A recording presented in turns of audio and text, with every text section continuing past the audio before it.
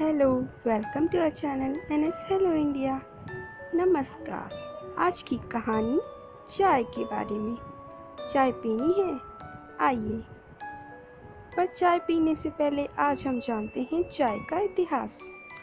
आज की कहानी चाय के बारे में। आइए जानते हैं चाय की हिस्ट्री यानी हिस्ट्री ऑफ टी। चाय की हिस्ट्री आज से लगभग 5000 साल पुरानी है और इसकी खोज चाइना के सम्राट शेहनुंग ने की थी। जब एक दिन वो बैठे थे और उनके पास ही कुछ पानी उबल रहा था, उस पानी में कहीं से कुछ पत्तियां आकर गिर गईं। उस पानी में उन पत्तियों के उबल जाने से उनका रंग भी उसमें उतर आया और जिससे कि पानी दिखने में भी बहुत सुंदर लग रहा था। और जब वो ठंडा हुआ उसको पिया तो उसका स्वाद भी बहुत ही बेहतरीन आया।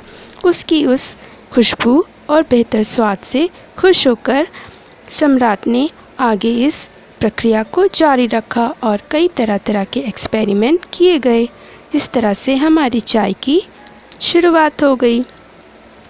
पहले के ज़माने में चाय को एक हर्बल थेरेपी के तरह से लिया जाता था और जिसमें कि कुछ पत्तियों को पानी में उबालकर पिया जाने लगा और इसके स्वाद को धीरे धीरे बढ़ाया जाने लगा। इस तरह से चाय की उत्पत्ति हुई और आज चाय ने एक मॉडर्न रूप ले लिया है।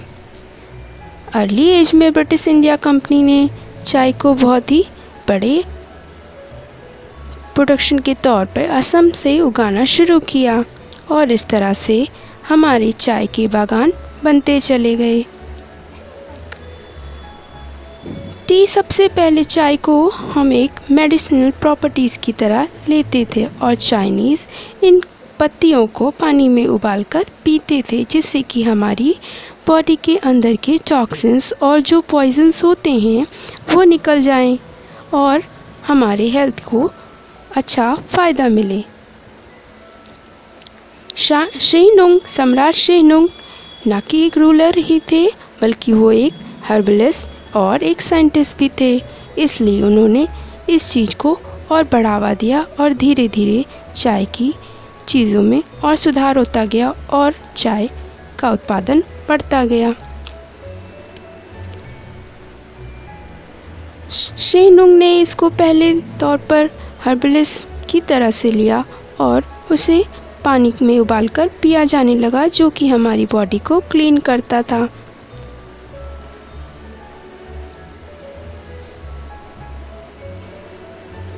लीजेंस की डिस्कवरी के अकॉर्डिंग टी यानी कि चाय दैट्स 32 ईयर्स ओल्ड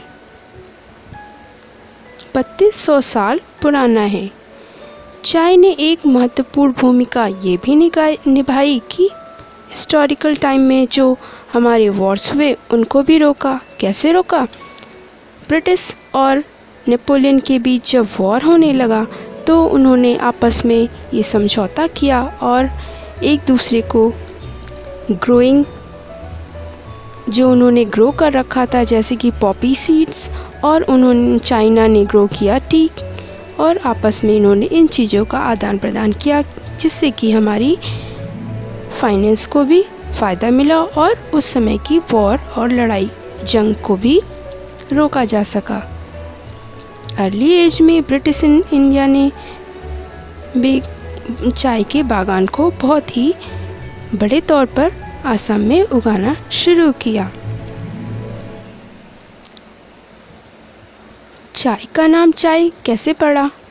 टी जिसको हम हिंदी में चाय कहते हैं लेकिन असली शब्द चाय का चाइनीज से आया है जिसका मतलब है चा यानी कि मिक्सचर ऑफ स्पाइसेस यानी बहुत सी तरह तरह की पत्तियों और मसालों के मिश्रण से बना एक प्रीवरेज जो कि चाय कहलाता है और हमारी बॉडी को एक बेहतरीन स्वाद और ताजगी देता है।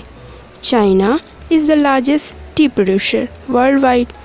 संसार में सबसे ज़्यादा चाइना ही टी का प्रोड्यूसर है।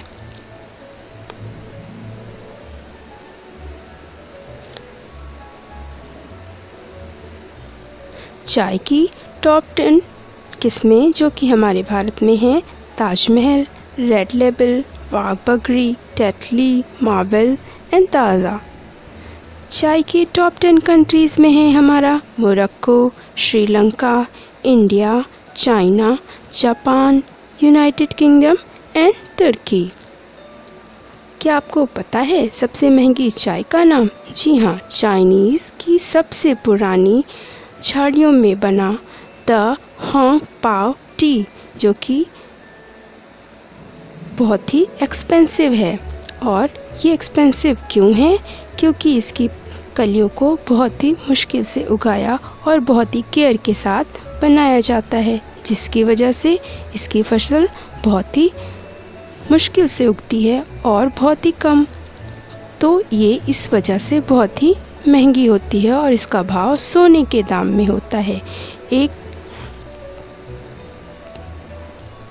इतना कॉस्टली होता है कि 2002 में एक वेल्दी परचेजर्स ने, यानी कि एक बहुत ही धनवान खरीदार ने इसके लिए कम से कम 1,80,000 यौन यानी कि $28,000 पे किए थे। और उस चाय का नाम है द होंग पाओ टी। जी हाँ, सबसे ज़्यादा एक्सपेंसिव टी का नाम है the Hong Pao T. Moderate intake में हम चाय को धीरे धीरे और मॉडर्न होता गया और इसे हम शौक के तौर पर इनटेक करने लगे। एक दिन में 1 कप या 2 कप चाय हमारी हेल्थ के लिए बेनिफिशियल है, पर इससे ज़्यादा नहीं। तो चाय को एक हर्बल की तरह लें, ना कि हमारे लिए ही नुकसान करे ऐसा। The Hong Pao tea Chinese based tea है और harvest nearly extinct ancient mother trees. The oldest tree is the forest and the describe as having a heavily oxidised smoky mellow flavour. और इसका फ्लेवर बहुत ही ज़्यादा अच्छा होता है।